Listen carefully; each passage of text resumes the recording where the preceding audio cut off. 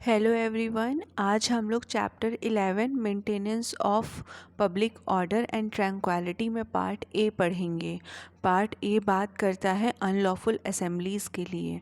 Unlawful assemblies मतलब वो assembly जिसमें 5 या 5 से ज़्यादा लोग हैं, उनका कॉमन ऑब्जेक्ट है कि वो ओवररो कर रहे हैं, आतंकित कर रहे हैं क्रिमिनल फोर्स के ज़रिए सेंट्रल गवर्नमेंट को, स्टेट गवर्नमेंट को, या फिर कोई लॉफुल प्रोसेस है उसको एग्जीक्यूट नहीं होने दे रहे हैं, क्रिमिनल ट्रेसपास कर रहे हैं, मिसचीफ कर रहे हैं, या फिर कोई ऐसा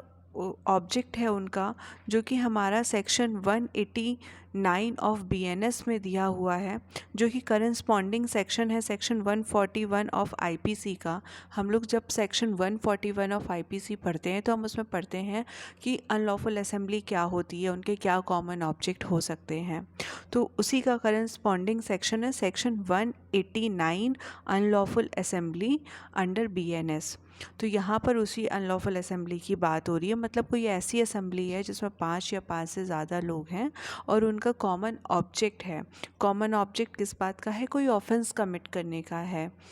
तो उसको हम अनलॉफुल असेंबली कहेंगे। अब उसका डिस्पर्सल कैसे होगा, उसे रेगुलेट कैसे किया जाएगा, ये इस चैप्टर में बात करी गई है। सेक्शन 148 बात करता है dispersal of assembly by use of civil force. तो सिविल फोर्स के द्वारा असेंबली को डिस्पर्स करने की बात करता है सेक्शन 148। सबसेक्शन 1 कहता है any executive magistrate or officer in charge of a police station or in the absence of such officer in charge any police officer not below the rank of sub-inspector may command any unlawful assembly or any assembly of 5 or more persons likely to cause disturbance of public peace to disperse, and it shall thereupon be the duty of the member of such assembly to disperse accordingly। तो subsection 1 कहता है executive magistrate या फिर officer in charge of a police station, और अगर officer in charge of a police station नहीं है तो उसकी जगह पे कोई भी पुलिस ऑफिसर, बट वो सब इंस्पेक्टर की रैंक से नीचे का नहीं होना चाहिए। मतलब सब इंस्पेक्टर होना चाहिए या फिर उसके ऊपर की रैंक का होना चाहिए। तो वो ऑर्डर दे सकते हैं ऐसी असेंबली को जो कि अनलॉफुल है, या फिर कोई भी असेंबली है 5 या 5 से ज़्यादा, और वो असेंबली क्या कर सकती है, पब्लिक पीस को डिस्टर्ब कर सकती है। मतलब अनलॉफुल असेंबली भी हो सकती है, जो हमने पढ़ा अभी, जो सेक्शन 189 में दिया हुआ है बीएनएस के, या सेक्शन 141 ऑफ आईपीसी में दिया हुआ है, वो अनलॉफुल असेंबली भी हो सकती है। या फिर कोई और असेंबली जहाँ पे 5 या 5 से ज़्यादा लोग हैं और वो क्या कर सकते हैं, पब्लिक पीस को डिस्टर्ब कर सकते हैं, likely to cause a disturbance of public peace. तो उस असेंबली को डिस्पर्स होने का ऑर्डर दिया जा सकता है। और जब ये ऑर्डर दिया जा रहा है तो उन लोगों की, जो भी मेंबर है असेंबली की, उनकी ड्यूटी होगी कि वो क्या करें, उस ऑर्डर का पालन करें और डिस्पर्स हो जाएं। तो प्री में क्वेश्चन बनता है कि इस सेक्शन के अंदर कौन सी पोस्ट है, कौन से ऑफिसर्स हैं या कौन से मजिस्ट्रेट हैं जो एम्पावर्ड हैं। तो एग्जीक्यूटिव मजिस्ट्रेट एम्पावर्ड है और officer in charge of a police station empowered है। अगर officer in charge of a police station absent है तो फिर कोई भी ऑफिसर जो एसआई की रैंक का होगा या फिर उससे ऊपर की रैंक का होगा, उसके कम की रैंक का नहीं होना चाहिए। ओके। सबसेक्शन 2 बात करता है if upon being so commanded any such assembly does not disperse, or if without being so commanded it conduct itself in such a way as to show a determination not to disperse। या तो command किया गया है और वो disperse नहीं हो रहे हैं, या फिर उनका कंडक्ट ऐसा है जिससे ये लग रहा है कि वो डिस्पर्स नहीं होंगे। अगर उन्हें ऑर्डर भी दिया जाएगा तो वो मानेंगे नहीं। Any executive magistrate or police force referred to in subsection 1 may proceed to disperse such assembly by force and may require the assistance of any person not being an officer or a member of armed forces and acting as such for the purpose of dispersing such assembly।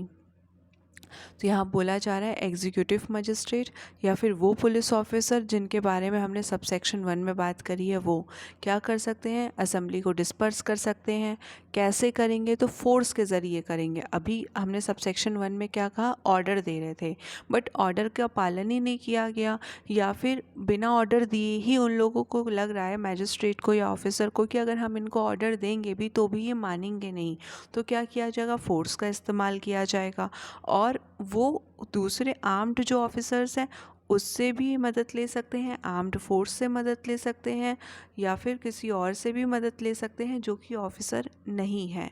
किस लिए, disperse करने में। And if necessary, arresting and confining the persons who form part of it in order to disperse such assembly, or that they may be punished according to law। तो यहाँ पे बोला जा रहा है कि वो जो पर्सन है जो कि मेंबर है असेंबली के, उन्हें अरेस्ट किया जा सकता है, कन्फाइन किया जा सकता है, और उन्हें पनिश भी किया जा सकता है, क्योंकि वो मेंबर है अनलॉफुल असेंबली के, तो उन्हें पनिश भी किया जा सकता है। सेक्शन 149 बात करता है use of armed forces to disperse assembly. अभी हम सिविल फोर्स का यूज़ कर रहे थे, अब यहाँ पे आर्म्ड फोर्स का यूज़ किया जा रहा है। तो सबसेक्शन 1 कहता है if any assembly referred to in subsection 1 of section 148 can not otherwise be disperse and it is necessary for public security that it should be disperse, the DM, district magistrate, or any other executive magistrate authorized by him who is present may cause it to be dispersed by the armed forces। तो जहाँ पर civil force का use कर लिया गया, other force का भी use कर लिया गया,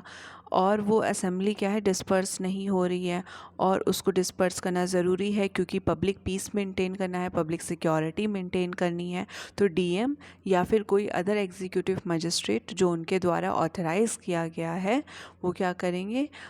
डिस्पर्स कर सकते हैं असेंबली को आर्म्ड फोर्स के ज़रिए। तो सबसेक्शन 1 अलाउ करता है कि आर्म्ड फोर्स का भी क्या किया जा सकता है, यूज़ किया जा सकता है। सबसेक्शन 2 कहता है सच मैजिस्ट्रेट में require any officer in command of any group of persons belonging to armed forces to disperse the assembly with the help of armed forces under his command,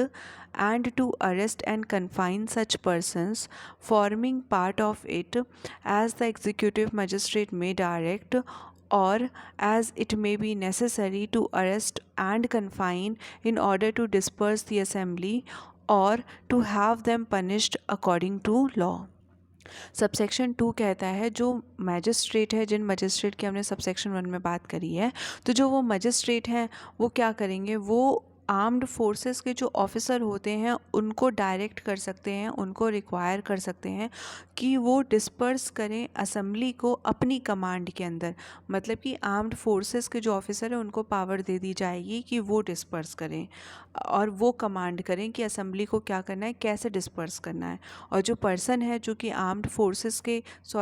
जो अनलॉफुल असेंबली के part हैं, जो public piece को disturb कर रहे हैं, security को disturb कर रहे हैं, जो पर्सन अनलॉफुल असेंबली के पार्ट हैं, उनको अरेस्ट किया जा सकता है, कन्फाइन किया जा सकता है, और उनको अकॉर्डिंगली पनिश भी किया जा सकता है। ये कहता है सबसेक्शन 2। तो सबसेक्शन 2 ऑफ सेक्शन 149 बात करता है किसकी, कौन यहाँ पर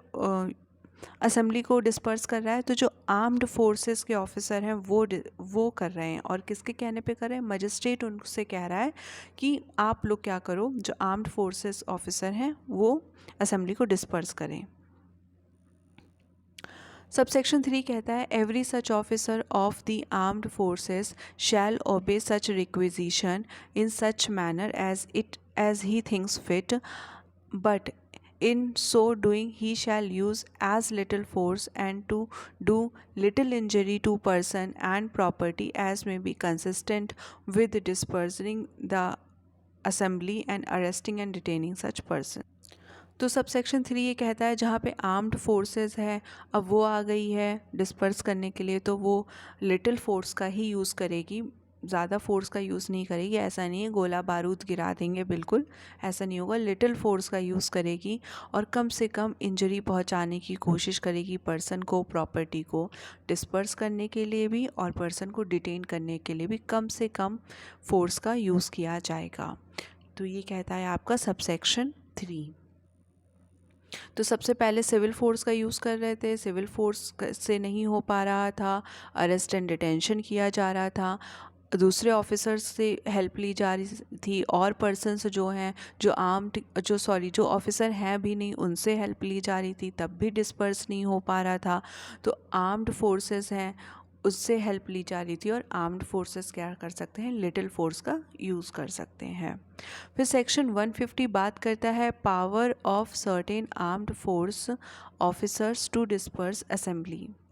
when the public safety is manifestly endangered by any such assembly and no executive magistrate can be communicated with.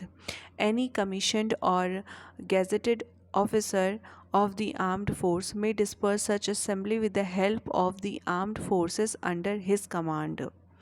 and may arrest and confine any person forming a part of it. तो यहाँ पर बोला जा रहा है जहाँ पे कोई ऐसी असेंबली है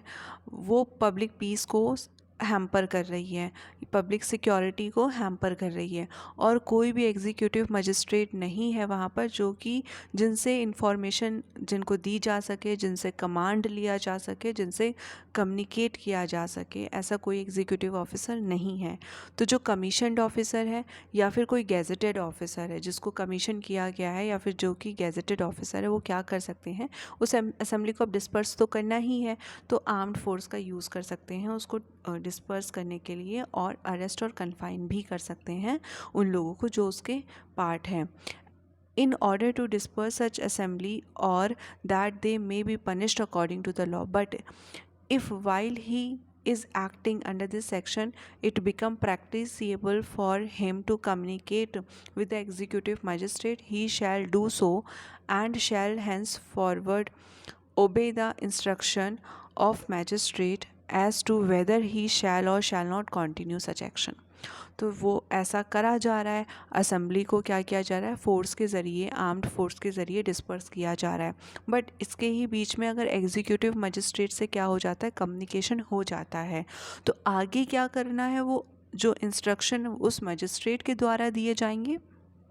उसको फॉलो किया जाएगा। अगर एग्जीक्यूटिव मजिस्ट्रेट बोलते हैं कि जो एक्शन आप ले रहे हो इसको कंटिन्यू रखो तो वो किया जाएगा, अगर एग्जीक्यूटिव मजिस्ट्रेट मना करते हैं तो फिर उस फोर्स को यूज़ नहीं किया जाएगा।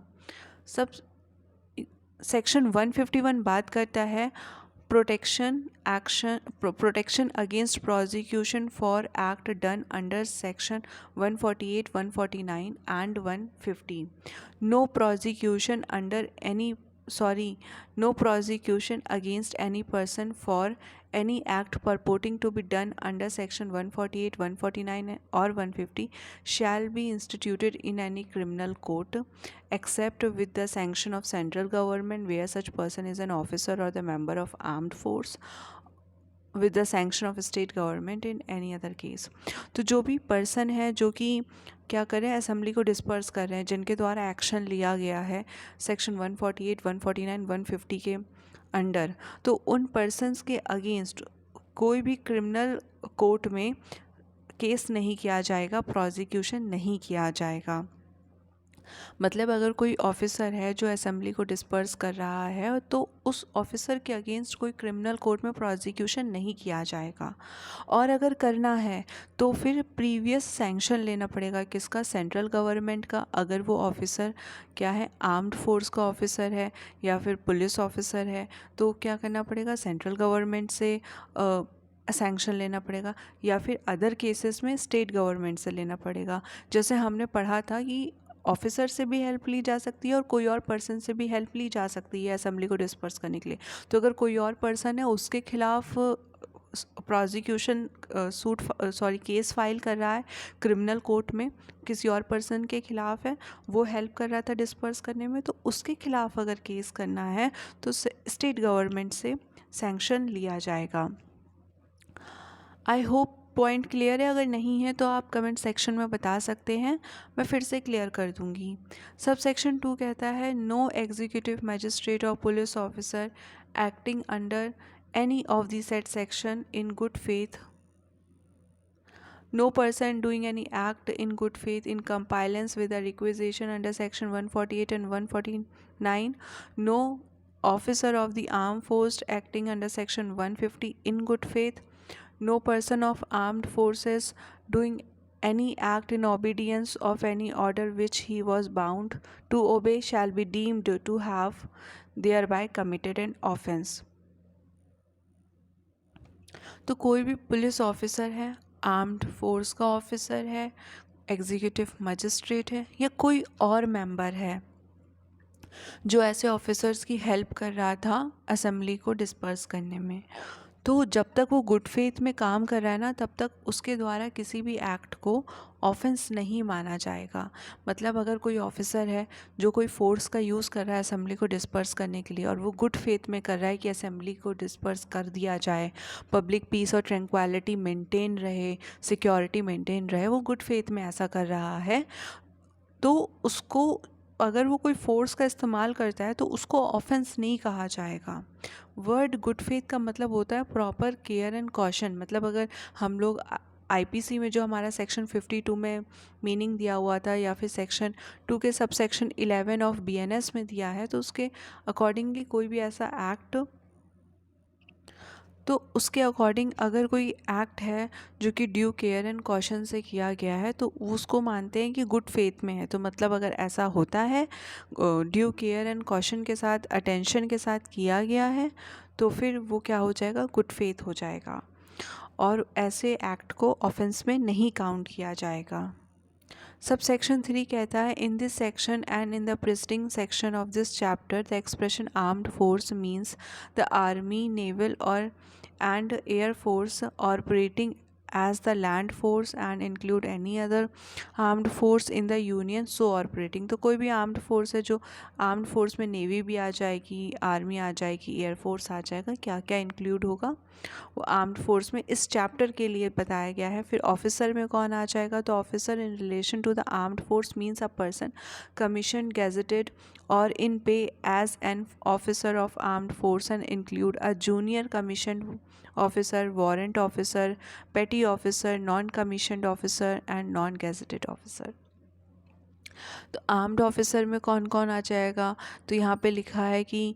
कमीशनड ऑफिसर, गेजेटेड ऑफिसर या फिर कोई ऑफिसर है जो एज अ आर्म्ड फोर्सेस के ऑफिसर की तरह पे किया जा रहा है, या कोई जूनियर कमीशनड ऑफिसर है, वारंट ऑफिसर है, पेटी ऑफिसर है, non commissioned officer and non gazetted officer भी ऑफिसर की डेफिनेशन में आ जाएगा। मतलब जहाँ जहाँ पर ऑफिसर की बात हो रही है इस चैप्टर के अंदर, उसमें इन सब की बात हो रही है, इनमें से कोई भी हो सकता है। Member in relation to the armed forces means a person in the armed forces other than an officer. तो मेंबर वो है जो कि आर्म्ड फोर्स में है बट अदर देन ऑफिसर है, मतलब कि आर्म्ड फोर्स में जो ऑफिसर है उनके अलावा जो भी मेंबर हैं वहाँ पर वो मेंबर हैं। आर्म्ड फोर्स है, आर्म्ड फोर्स में बहुत सारे लोग होंगे, ऑफिसर भी होंगे, ऑफिसर को हटा के जो भी बच्चे आर्म्ड फोर्स में है वो क्या हो जाएंगे, मेंबर हो जाएंगे। तो आई होप आपको ये पार्ट ए अनलॉफुल असेंबली समझ में आया होगा। अगर आपको वीडियो हेल्पफुल लगा है तो प्लीज़ सब्सक्राइब करें, शेयर करें, लाइक करें एंड कमेंट सेक्शन में ज़रूर बताएं। ये टॉपिक प्री और मेंस दोनों के लिए ही इम्पॉर्टेंट है, तो इसको अच्छे से प्रिपेयर करें। Thank you.